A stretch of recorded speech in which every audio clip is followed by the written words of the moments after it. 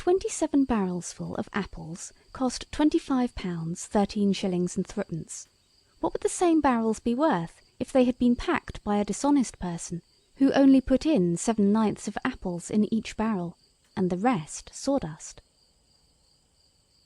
This was the sum. It does not look very hard, perhaps, to you who have studied ardently for years at a board school, or a high school, or a preparatory school for the sons of gentlemen. But to Edwin it looked as hard as a ship's biscuit. But he went for it like a man, and presently produced an answer, and his master wrote a big curly R across the sum. Perhaps you do not know that a big curly R means right. As for the answer to the sum, I will try to get a Fellow of Trinity College, Cambridge, who is a very terrible person, to work it out for you, and if he can do it, I will put the answer at the end of this story. I cannot work it myself. Edwin was glad to see the large curly R. He saw it so seldom that to meet it was a real pleasure. "But what's the use?" he said. "Everything else leads to something else, except lessons. If you put seeds in the garden, they come up flowers, unless they're rotten seeds, or you forget where you put them. And if you buy a rabbit, well, there it is, unless it dies. And if you eat your dinner, well, you're not hungry any more for an hour or two. But lessons—" He bit his penholder angrily, and put his head into his desk to look for nibs to play Simpkins Minor with. You know the game of nibs, of course. He held up the lid of the desk on his head, as I dare say you have often done, and the inside of the desk was darkish, so that the sudden light at the very back of the desk showed quite brightly and unmistakably. "Those firework fuses! Oh, crikey!" was Edwin's first thought. But it was no firework fuse. It was like glowworms, only 1,000 times more bright and white. For it was the light of pure reason, and it glowed from the glorious eyes of the arithmetic fairy. You did not know that there was an arithmetic fairy? If you knew as much as I do, it would be simply silly for me to try to tell you stories, wouldn't it? Her wonderful eyes gleamed and flashed straight into the round goggling eyes of the amazed Edwin. "Upon my word!" she said. Edwin said nothing. "Did no one ever tell you?" the fairy went on, shaking out her dress, which was woven of the integral calculus, and trimmed with a dazzling fringe of logarithms. "Did no one ever tell you that the things that happen when you've done your sums right happen when you're grown up?" "I don't care what happens then," Edwin dared to say, for the flashing eyes were kind eyes. "I shall be a pirate, or a bushranger, or something." The fairy drew herself up, and her graceful garland of simple equations trembled as Edwin breathed heavily. "A pirate?" said she. "A nice sort of pirate who can't calculate his men's shares of the plunder to 3/17 of a gold link of the dead captain's chain. A fine bushranger who can't arrange the 42 bullets from the revolvers of his 7 dauntless followers, so that each of the 15 enemies gets his fair share. Go along with you," said the arithmetic fairy. But Edwin's eyes were, as I said, wide open, goggling. "I say," he suddenly remarked, "how jolly pretty you are." The arithmetic fairy has but one weakness, a feminine weakness. She loves a pretty speech. If blunt, so much the worse. Yet even bluntness... She looked down and played shyly with the bunch of miscellaneous examples in vulgar fractions, which adorned her waistband. "I suppose you can't be expected to understand yet," she said, and she said it very gently. Edwin took courage. "When I do things, I want something to happen at once. I want a white rabbit, and I want it now." She did not recognise the quotation. "Get your master to set you a little simple multiplication sum in white rabbits," she said. "Good-bye, my child. You'll know me better in time, and as you know me better, you'll love me more." "You're lovely now," said Edwin. The fairy laughed, and spread her dazzling wings, glistening with all the glories of the higher mathematics. Edwin closed dazzled eyes, and opened them as the desk lid shut down on his head, swayed by no uncertain hand. It was the mathematical master's hand, in fact. A new example was set, and, curiously enough, white rabbits were in it. If 7,563 white rabbits, it began. Edwin, his brain in a whirl, worked it correctly, by a sort of inspiration, like an ancient prophet or a calculating machine. When he returned, with his books in a strap, to the red villa whose gables meant home for him, he found an excited crowd dancing round the white-painted gates. The whole of the front garden, as well as most of the back garden, was a seething mass of white rabbits. 7,563 there were, to be exact. I alone know this. The joyous Edwin and his distracted parents were never able to count them. What a lot of hutches we shall want, Edwin thought gaily. But when his father came home from the Stock Exchange, where he spent his days in considering 7 5/8 and 10 3/32, no doubt under the direct guidance of the arithmetic fairy, he said at once, "Send for the poulterer." This was done. Only one pair of white rabbits remained the property of Edwin, but these, by the power of the arithmetic fairy, became 10 by Christmas. The rabbits disposed of, peace spread a longing wing over the villa, but was not allowed to settle. "Oh, please, the startled cook, cap all crooked, exclaimed in the hall. "The cellar is chock full of apples, most of 'em bad 'em. I never see no one deliver them, nor yet give no receipt." The cook, for once in a lurid career, spoke truth. The cellar was full of apples. £19 19 and 2pence, and 1/3 of a pennyworth, to be accurate. Edwin went to bed, feeling now quite sure that he had not dreamed the arithmetic fairy, and anxiously wondering what tomorrow's sums would be about. Not, he trusted, about snakes, or Sunday school teachers. The next day's sum was about oranges. Edwin did it correctly, and went home a prey to the most golden apprehensions. Nor were these unfounded.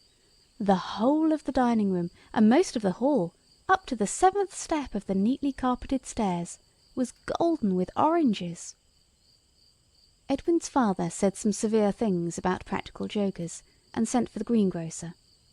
Edwin ate 9 3/7 oranges, and went to bed yellow, but not absolutely unhappy. But now he was quite sure. On the following day his sum dealt with elephants, and in such numbers that his father, on returning from business, yielded to a very natural annoyance, and gave notice to his landlord that he should, at Lady Day, leave a villa where elephants and oranges occurred to such an extent. No one suspected Edwin of having anything to do with these happenings, and indeed it was not his fault, so how and why could or should he have owned up to it? I wish I had time to tell you of the events that occurred when Edwin's sums were set in buttered muffins, of the 75 pigs travelling in a circle at varying rates. I can only say that part of this circle ran through Edwin's mother's drawing-room. Nor can I here relate the tale of the 300 lightning conductors, which were suddenly found to be attached to the once happy villa home. Edwin's mother cried all day, when she was not laughing, and people came from far and near to see the haunted house. For when it came to 4,000 white owls and a church steeple, everyone felt that it was more than a mere accident. Edwin's master had a pretty taste in sums, and about once a term he used to set a sum about canes. Edwin worked that sum wrong on purpose, so I suppose it served him right that the canes should be at home before he was, just as they would have been if he had worked the sum properly, and as he had borrowed his father's razor that morning to sharpen a slate pencil, the 57 canes were not all thrown away. But it was the sum about the cistern that convinced Edwin of the desperate need of finding the arithmetic fairy, and begging her to take back the present she had made him.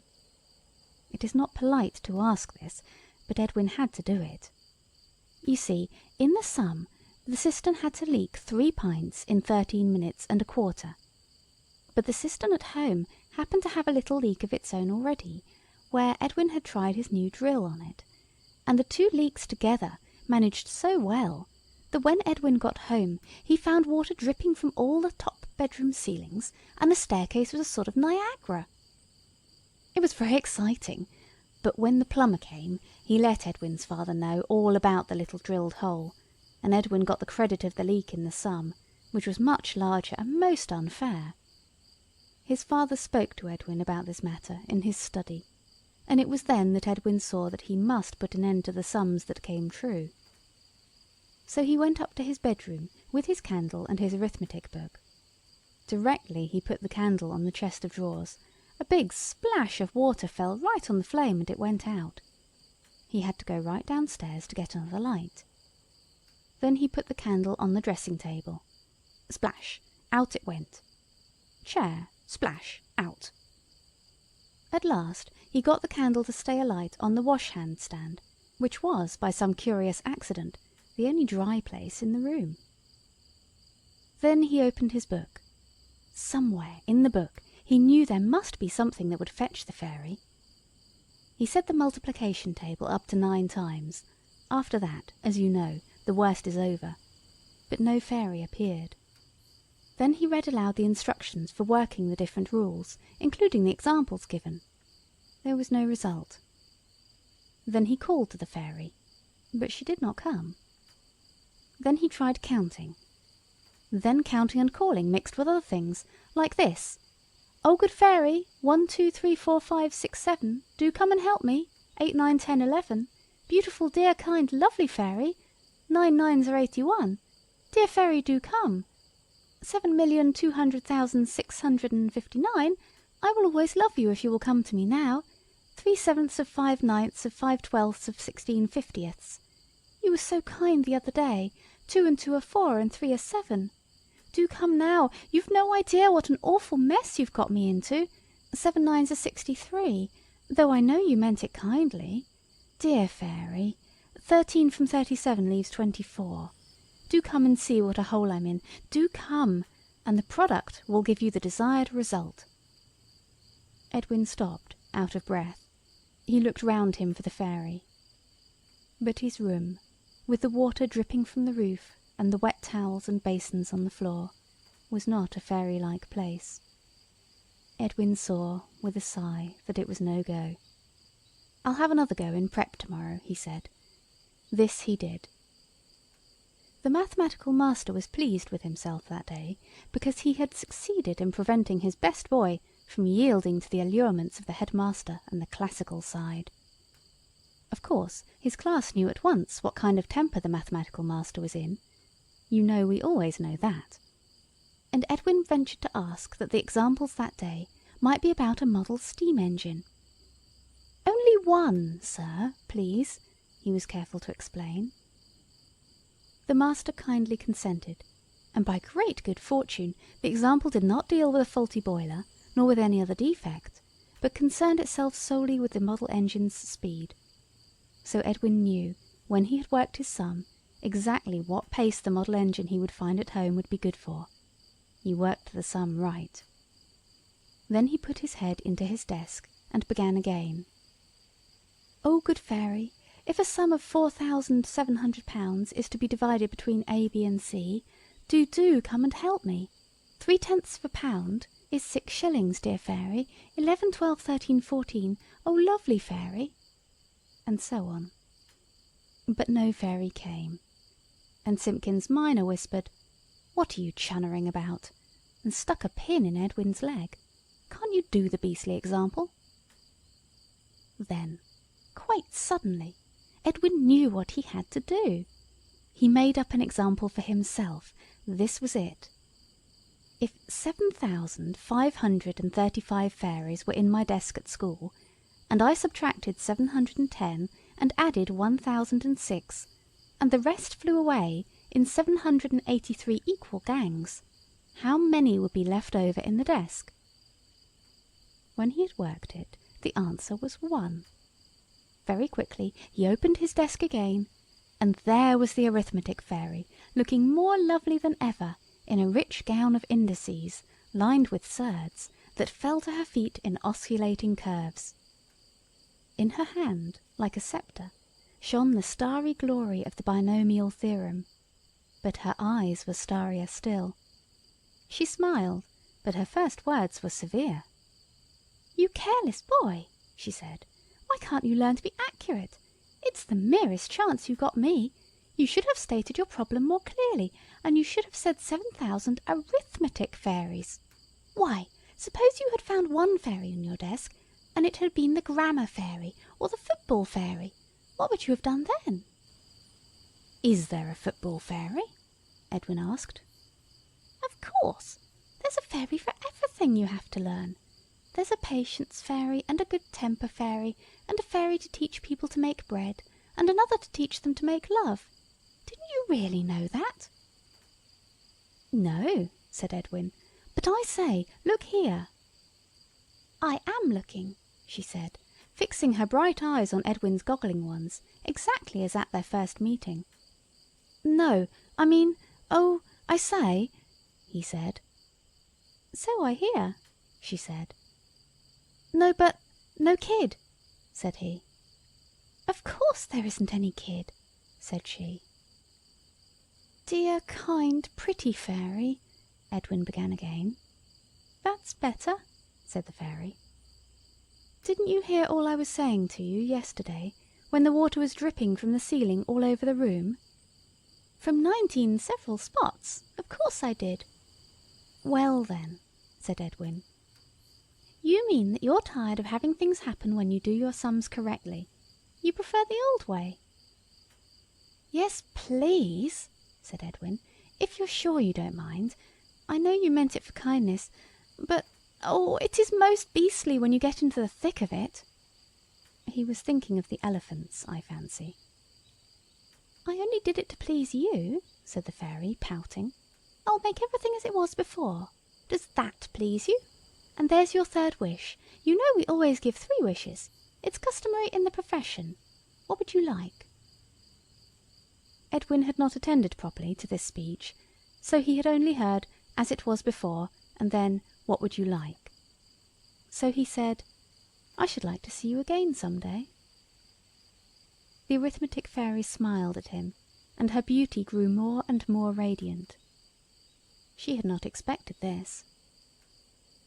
"I made sure you would ask for a pony, or a cricket bat, or a pair of white mice," she said.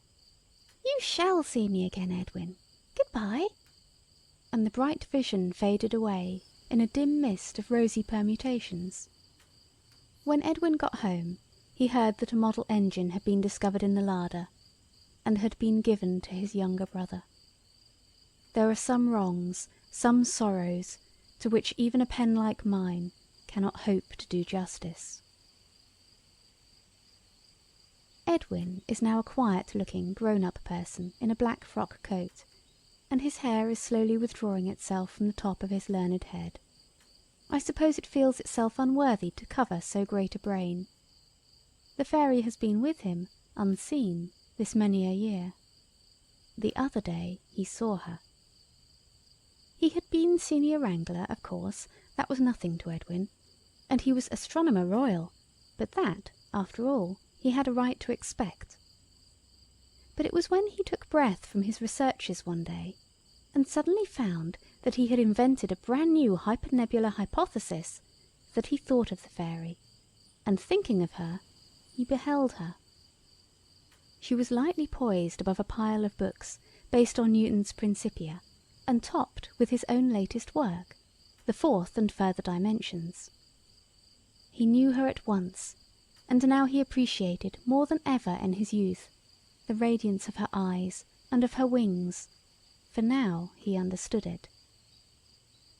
"Dear, beautiful fairy," he said, "how glad I am to see you again." "I've been with you all the time," she said. "I wish I could do something more for you. Is there anything you want?" The great mathematician, who was Edwin, ran his hand over his thin hair. "No," he said, "no." And then he remembered the school, and Simpkins minor, and the old desk he used to keep firework fuses in. "Unless," he added, "you could make me young again." She dropped a little tear, clear as a solved problem. "I can't do that," she said. "You can't have everything. The only person who could do that for you is the Love Fairy. If you had found her instead of me, you would have always been young. But you wouldn't have invented the hypernebular hypothesis." "I suppose I shall never find her now," said Edwin, and as he spoke he looked out of the window to the garden, where a girl was gathering roses. "I wonder," said she. "The Love Fairy doesn't live in school desks, or books on fourth dimensions." "I wonder," said Edwin. "Does the Love Fairy live in gardens?" "I wonder," echoed the Arithmetic Fairy, a little sadly, and she spread her bright wings and flew out of the open window and out of this story. Edwin went out into the rose garden. And did he find the Love Fairy? I wonder. P.S. The Fellow of Trinity says the answer to that sum is £19 19 shillings and 2 pence, and 1/3 of a penny. Does the Fellow of Trinity speak the truth? I wonder.